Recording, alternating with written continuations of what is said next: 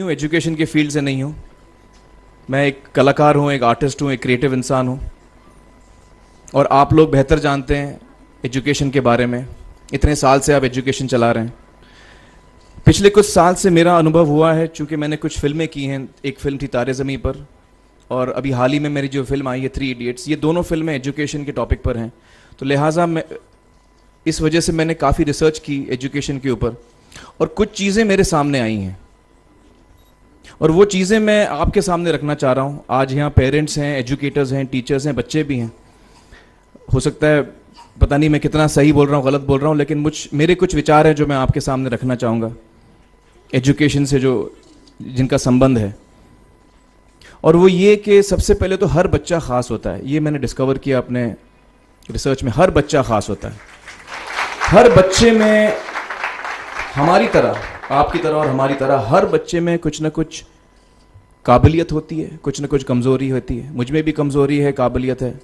आप में भी कुछ ना कुछ काबिलियत और कमज़ोरी है, और हर बच्चे में कुछ ना कुछ कमज़ोरी और काबिलियत होती है।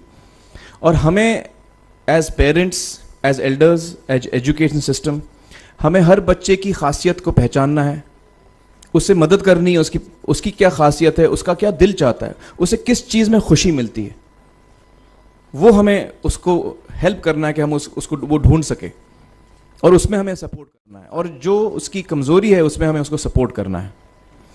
मुझे अक्सर एजुकेशन इंस्टीट्यूट्स मुझे बोलते हैं कि हम हमारे स्कूल में सारे बच्चे पास होते हैं, हमारे स्कूल में सारे बच्चे फर्स्ट आते हैं, या हम जो बोर्ड एग्ज़ाम है उसमें हमारे सारे बच्चे पास होते हैं। मुझे एक सवाल पूछना है कि हमारे कितने बच्चे खुश हैं।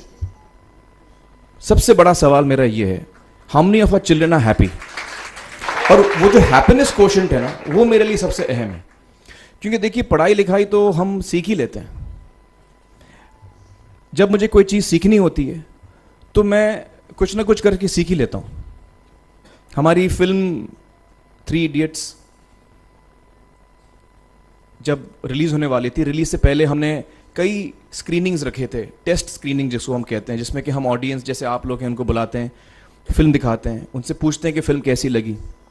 ऐसे एक टेस्ट स्क्रीनिंग हमने किया था। बम्बई में एक फैक्ट्री में कारीगर लोग काम करते हैं, तो करीब 25-30 कारीगर आए थे उस स्क्रीनिंग में। स्क्रीनिंग के बाद एक कारीगर था, उसने मुझसे एक सवाल पूछा। उसने मुझसे ये पूछा, आप लोगों ने फिल्म देखी है 3 इडियट्स? उसमें उसने मुझे एक सवाल पूछा जो बहुत कमाल का सवाल था। उसने मुझे ये सवाल पूछा कि सर, पिक्चर के अंत में हमें पता लगता है कि आप तो रणछोड़ दास थे ही नहीं, रैंचो तो थे ही नहीं आप, तो सर्टिफिकेट तो आपको मिला नहीं, वो तो जावेद जाफरी को मिल गया। तो आप इतने बड़े साइंटिस्ट कैसे बन गए?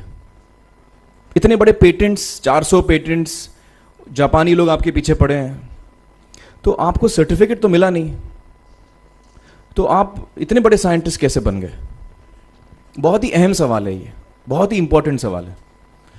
और ये जो मुद्दा है उसके हार्ट में जाता है ये, कि जब मैं एग्जाम के लिए रट के जवाब देता हूं और वो जवाब में मुझे नंबर मिलते हैं और मैं पास हो जाता हूं, तो मेरे हाथ में एक पर्चा आता है जो मुझे कहता है कि मैं पढ़ा लिखा हूं। लेकिन वाकई मैं पढ़ा लिखा हूं या नहीं, ये अभी तक हमको श्योर मालूम नहीं है। लेकिन जब आप नॉलेज चाहते हैं कि आपको मिले, विद्या मिले आपको, तो फिर वो कागज का मायने कुछ होता नहीं है। तो मैंने उसको जवाब में 2 सवाल पूछे। मैंने बोला उसको कि भैया, आपको क्या लगता है मैं अच्छा एक्टर हूं? उसने बोला हाँ, देश भर में आप सब लोग मानते हैं आपको, आप अच्छे एक्टर हैं। मैंने उससे कहा कि भैया, मेरे पास कोई सर्टिफिकेट नहीं है जो कहता है कि मैं अच्छा एक्टर हूं। मेरे पास कोई कागज नहीं है जो मुझे बोलता है कि मैं अच्छा एक्टर हूं। मैंने फिर उससे एक सवाल पूछा कि मैंने सुना आप बहुत अच्छे कटर हैं, आपके जो बॉस मुझे बताते हैं कि आप उनके मेन कटर हैं और आपकी बड़ी इज्जत करते हैं वो। आपके पास कोई पर्चा है, सर्टिफिकेट है जो मुझे बताता है कि आप कटर हो? उसने बोला नहीं सर। तो मैंने बोला आपका जवाब आपको इधर ही मिल गया। Education is beyond marks, education is beyond grades, education is what you learn. और मेरी इच्छा है कि हिंदुस्तान में हम एजुकेशन को इस नज़रिए से देखें कि हम अपने बच्चों को वाकई शिक्षा दें, और शिक्षा हम खुशी से दें। क्योंकि शिक्षा में सिर्फ ज्ञान नहीं होता, शिक्षा में एक और चीज़ मिली हुई होती है, वो ये है कि हम अपने बच्चों को डेवलप करते हैं एज ह्यूमन बींग्स। आगे चल के वो ज़िंदगी में अच्छे इंसान बने, आगे चल के वो अपने पैरों पे खड़े रह सकें, आगे चल के वो इज्जत की ज़िंदगी जी सकें, आगे चल के वो दूसरों के बारे में ध्यान रखें, आगे चल के वो किसी के चेहरे पे मुस्कुराहट ला सकें, आगे चल के वो किसी की मदद कर सकें। This is what we should develop of our children. ये मेरी फीलिंग है। मैं जहाँ भी देखता हूँ, ये मेरे साथ भी हुआ है जब मैं छोटा था। जब से हमारे बच्चे छोटे होते हैं, जब से बच्चे पैदा होते हैं, बच्चा घर आता है, हम बच्चे को पूछते हैं भाई मार्क्स कितने मिले, फर्स्ट आए कि सेकंड आए? वो बोलता है सेकंड। सेकंड आए तो अरे फर्स्ट नहीं आए, डांट पड़ती है उसको। जो बोलता है मैं 10th आया तो उसकी तो हालत ही बुरी हो जाती है। बच्चे को लगता है यार ये फर्स्ट आना बड़ा ज़रूरी है। उसको रेस में हम पूछते हैं तुम रेस में फर्स्ट आए कि सेकंड आए? में हम उसको बचपन से, जब से वो केजी लोअर केजी में होता है, जब लोअर केजी में रेस होती है, चमचा मुंह में लगा के उसमें नींबू डाल के भागते हैं। उसमें भी हम बच्चे को पूछते हैं अरे मेरा बेटा फर्स्ट आएगा, ला दो बेटा मेरा फर्स्ट आना। मतलब पेरेंट्स चिल्ला रहे हैं बेटा भागो, मतलब नींबू लेके भागो। तो उसमें होता क्या है कि बच्चे को लगता है कि यार ये बड़ा जरूरी है। मेरे पेरेंट्स को हमेशा, मेरे पेरेंट्स मुझे एक ही सवाल पूछते हैं, मैं फर्स्ट आया कि नहीं। उसके जहन में ये बात बैठ जाती है कि मेरे को अव्वल आना है, मेरे को कंपीट करना है, मेरे को बाकी लोग से आगे निकलना है। टीचर्स भी यही सवाल उसको पूछते हैं आमतौर पे। ये मेरे साथ हुआ है। होता क्या है कि जब वो बच्चा 21 साल का होता है तो वो बड़ा सेल्फिश हो जाता है, और उसको सेल्फिश हमने बनाया, हमारे सिस्टम ने बनाया। वो अपने बारे में सोचता है और किसी के बारे में नहीं सोचता है, क्योंकि यही हमने उसको ट्रेन किया है बचपन से। बचपन से हमने उसको यही ट्रेन किया कि बेटा तुम पहले आना, बाकी सब लोग को भूल जाओ।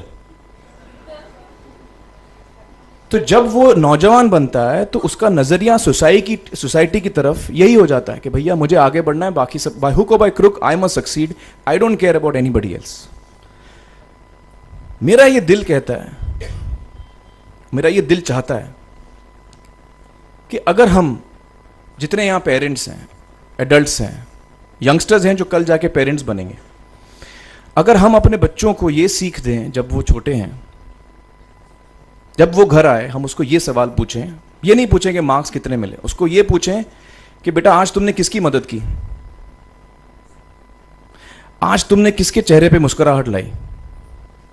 अगर हम उसको ये पूछें तो उसको ये लगेगा कि यार ज़रूरी ये है। मेरे पेरेंट्स मुझे हमेशा ये पूछते हैं, मार्क्स का तो कभी पूछते नहीं, वो मुझसे ये पूछते हैं कि भैया तुमने किसको हेल्प किया आज। तो हेल्प करना लोगों को, लोगों के बारे में सोचना, लोगों के चेहरे पे मुस्कुराहट लाना, ये मेरे पेरेंट्स के लिए बड़ा इंपॉर्टेंट है।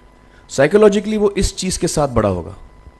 स्कूल वही जाएगा, पढ़ाई लिखाई वही करेगा, वो उसका नज़रिया थोड़ा बदल जाएगा। जब वो बच्चा नौजवान बनेगा, 21 साल का होगा, और सारे बच्चे उस उम्र के जब 21 साल के होंगे, हमारी सोसाइटी चेंज हो जाएगी। क्योंकि तब हमारी सोसाइटी में ऐसे नौजवान होंगे जो खुद के बारे में नहीं सोच रहे हैं, दूसरों के बारे में सोच रहे हैं। तो मुझे लगता है कि सबसे बड़ी चीज़ जो हमारे एजुकेशन सिस्टम में मैं देखना चाहूँगा, जो मैंने अपने स्कूल लाइफ में नहीं देखी, कि हमको ये अहमियत इस पे दी जा रही है कि हम अपने आसपास के बच्चों को कितना हेल्प कर रहे हैं। ये एक बहुत बड़ी तब्दीली अगर आ जाए तो मुझे लगता है कि हमारा देश बहुत सुधर सकता है, बहुत बदल सकता है, हम बहुत